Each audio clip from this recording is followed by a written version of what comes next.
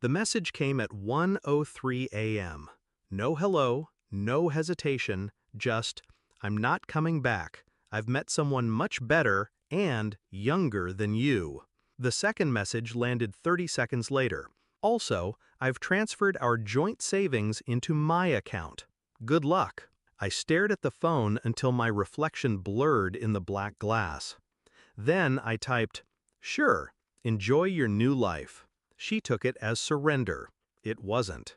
Before the fall, I met Claire 12 years ago in a cramped cafe, both of us sheltering from the rain. She was quick-witted, full of the kind of charm that makes you feel chosen. Back then, we shared cheap wine and bigger dreams, pooling every dollar for a future we swore we'd build together. We'd gone from an apartment with a leaky ceiling to a house with 3 bathrooms, vacations abroad, the secure life we once envied in others. I thought we were still building. I didn't know she was already moving out, piece by piece, in her head. The first crack. The signs were small, too small for someone still in love to question. Her girls' nights stretched into overnight stays. Her phone, once left face up on the counter, began living face down in her purse. She laughed at texts she didn't show me. But the real warning? The sudden interest in our finances. She wanted to be more involved, to understand the numbers. I was happy to teach her, or so I thought. The night she left. She told me she was going on a week-long trip with friends.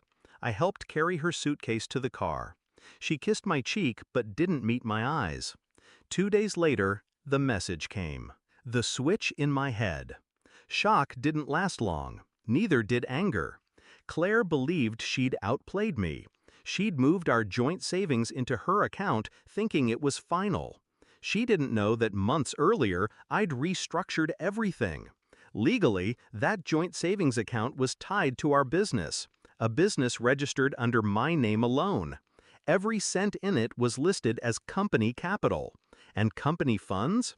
They don't just belong to someone because they click transfer.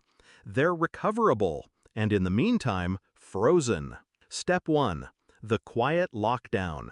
At 7:45 a.m., I called the bank, reported an unauthorized withdrawal from business funds. The account she'd moved the money into was immediately locked pending investigation. Her balance was now as untouchable as the moon. Step 2. The legal net.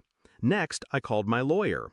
Divorce papers were drawn up that morning, citing asset misappropriation.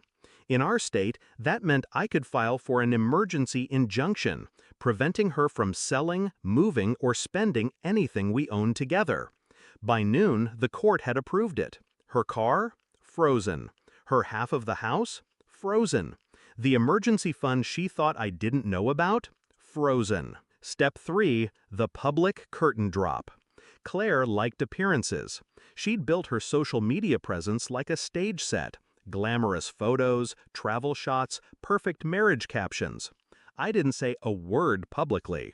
But I did quietly let a few mutual friends know I'd be handling some difficult personal matters because my wife had taken business funds without permission. I didn't embellish. I didn't have to. People connect the dots faster than you think. The morning after. Her first call came at 6:17 a.m. My phone buzzed until it went to voicemail. The second call came 2 minutes later, then 3, then 4. By 8, I'd counted 14 missed calls and 6 texts. "Why is my account locked? You can't do this. Call me now." I didn't. I went to the gym instead. The confrontation. That evening she showed up at the house, pounding on the door. I opened it just enough to see her. She was still in travel clothes, makeup smudged, hair wild. "What the hell did you do?" I kept my voice calm. "I secured what was mine, and what was never yours to take. It was our money," she spat. "It was business capital," I corrected, "and you made a very stupid mistake." Her eyes flickered, the first shadow of fear. "I'll fight you on this." "You can try," I said, "but the more you fight, the more the truth comes out. About the affair, about the theft, about the trip you said was with friends." She looked like she wanted to speak but couldn't. I stepped back. You made your choice, Claire. Now live with it. And I shut the door. The aftermath. The investigation into the account lasted 3 weeks. All the money came back. She never saw a cent. The divorce finalized faster than I expected, mostly because she stopped fighting when her lawyer explained just how badly she'd cornered herself. She left with her clothes, her car, and the man she'd chosen over me. 3 months later, I heard he'd left her too. Reflection. I don't hate her. Hate would mean she still mattered.